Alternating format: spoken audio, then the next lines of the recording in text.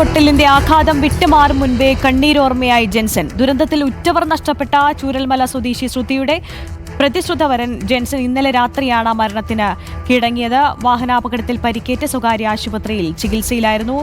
ദീപക് മോഹനാണ് വിശദാംശങ്ങളുമായി ചേരുന്നത്. ദീപക്, അങ്ങനെ ജെൻസൺ കണ്ണീരോർമ്മയായിരിക്കുകയാണ്.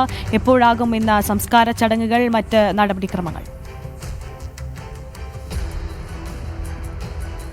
ശ്രുതി, വയനാട്ടിൽ വാഹനാപകടത്തിൽ മരിച്ച ജെൻസന്റെ സംസ്കാര ചടങ്ങുകൾ ഇന്നാണ് നടക്കുന്നത്. അമ്പലവയൽ സ്വദേശി ആണ്ടൂർ സ്വദേശിയായ ജെൻസന്റെ മൃതദേഹം ഇപ്പോൾ മേപ്പാടിയിലെ സ്വകാര്യ ആശുപത്രിയിൽ സൂക്ഷിച്ചിട്ടുണ്ട്. രാവിലെയോടുകൂടി ഇൻക്വസ്റ്റ് നടപടികൾ പൂർത്തിയാക്കും. അതിനുശേഷം സുൽത്താൻ ബത്തേരി താലൂക്ക് ആശുപത്രിയിലാണ് പോസ്റ്റ്മോർട്ടം നടപടികൾ പുരോഗമിക്കുക. വൈകിട്ട് 3 മണിയോടുകൂടിയാണ് അമ്പലവയലിലെ ആണ്ടൂരുള്ള ജെൻസന്റെ ദേവാലയത്തിൽ, സെന്റ് ജോസഫ് ദേവാലയത്തിൽ വെച്ച സംസ്കാര ചടങ്ങുകൾ നടക്കുക. ഇന്നലെ വൈകിട്ടോടുകൂടിയാണ് ജെൻസൺ മരണത്തിന് കീഴടങ്ങിയത്. മിനിഞ്ഞാന്ന് വൈകിട്ടായിരുന്നു വയനാട്ടിൽ നിന്ന് കൊടുവള്ളിയിലേക്ക് യാത്ര ചെയ്യവേ കൽപ്പറ്റ വെള്ളാരംകുന്നിൽ വെച്ച് ഇവർ സഞ്ചരിച്ചിരുന്ന ഒമിനിയും മറ്റൊരു സ്വകാര്യ ബസ്സും കൂട്ടിയിടിച്ച് അപകടമുണ്ടായത്. ഗുരുതരമായി പരിക്കേറ്റ ജെൻസനെ വൈകിട്ടോടുകൂടി തന്നെ മേപ്പാടിയിലെ സ്വകാര്യ ആശുപത്രിയിലേക്ക് മാറ്റിയിരുന്നു. ഇന്നലെ നില ഗുരുതരമായിരുന്നു. അതിനിടയിലാണ് ഇദ്ദേഹം മരണത്തിന് കീഴടങ്ങിയത്. ആന്തരിക രക്തസ്രാവം ഉണ്ടായിരുന്നു. തലയ്ക്കും മുഖത്തും പുറത്തുമെല്ലാം ഗുരുതരമായ പരിക്കുകൾ ഉണ്ടായിരുന്നു.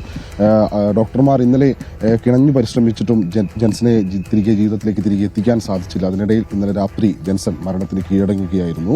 നമുക്കറിയാം, നേരത്തെ ഈ മുണ്ടക്കൈ ചൂരൽമല ഉരുൾപൊട്ടൽ ദുരന്തത്തിൽ ഉറ്റവരെ നഷ്ടപ്പെട്ട ശ്രുതി എന്ന പെൺകുട്ടിയുടെ പ്രതിശ്രുത വരനായിരുന്നു ജെൻസൺ. ഈ മാസം അവസാനത്തോടുകൂടി അവരുടെ വിവാഹം തീരുമാനിച്ചിരിക്കുകയായിരുന്നു. അതിനിടയിലാണ് ഈ ഒരു ദുരന്തം ജെൻസന്റെ ജീവൻ നഷ്ടമായത്. ഏതായാലും ഇന്ന് വൈകിട്ടോടുകൂടിയാണ് ഈ പോസ്റ്റ്മോർട്ടം നടപടികൾ പുരോഗമിക്കുക. നിലവിൽ ജെൻസന്റെ മൃതദേഹം മേപ്പാടിയിലെ സ്വകാര്യ ആശുപത്രിയിൽ സൂക്ഷിച്ചിരിക്കുകയാണ്. ശ്രുതി, ദീപക്, ശ്രുതിയുടെ ആരോഗ്യനില എങ്ങനെയുണ്ട്? അപ്പം ഈ വിവരം ശ്രുതിയെ അറിയിച്ചിരുന്നോ?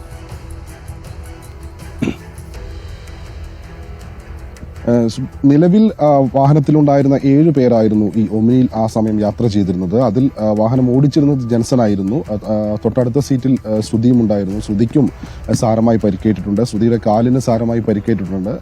എന്നാൽ ഇവരെ കൽപ്പറ്റയിലുള്ള സ്വകാര്യ ആശുപത്രിയിലായിരുന്നു ഇവർ ഇന്നലെ വരെ ഉണ്ടായിരുന്നത്. ഇന്നലെ രാത്രിയോടുകൂടി ശ്രുതിയെ ജെൻസനെ കാണിക്കാനായി ആശുപത്രിയിൽ എത്തിച്ചിരുന്നു എന്നാണ് അറിയാൻ കഴിഞ്ഞത്. ഇന്ന് വൈകിട്ടോടുകൂടി ഈ സംസ്കാര ചടങ്ങുകൾക്ക് മുന്നോടിയായി ശ്രുതിയെയും മറ്റു കുടുംബാംഗങ്ങളെയും ജെൻസനെ അവസാനമായി ഈ അന്തിമോപചാരം അർപ്പിക്കാനായി എത്തും എന്നുള്ള രീതിയിൽ കാര്യങ്ങൾ നമുക്ക് മനസ്സിലായിട്ടുണ്ട്. ഏതായാലും ഇന്ന് വൈകിട്ടോടുകൂടി തന്നെ ശ്രുതിയുടെ ജെൻസന്റെ കുടുംബാംഗങ്ങൾ അടക്കമുള്ള ആളുകൾ ആശുപത്രിയിലെത്തി അവിടെ നിന്ന് പോസ്റ്റ്മോർട്ടം ചടങ്ങുകൾക്ക് ശേഷം സംസ്കാര ചടങ്ങുകൾക്ക് മുന്നോടിയായി അവസാനമായി ഒരു നോക്ക് കാണാനായി ആളുകൾ എത്തും എന്നുള്ള രീതിയിലാണ് കാര്യങ്ങൾ പുറത്തു വരുന്നത്.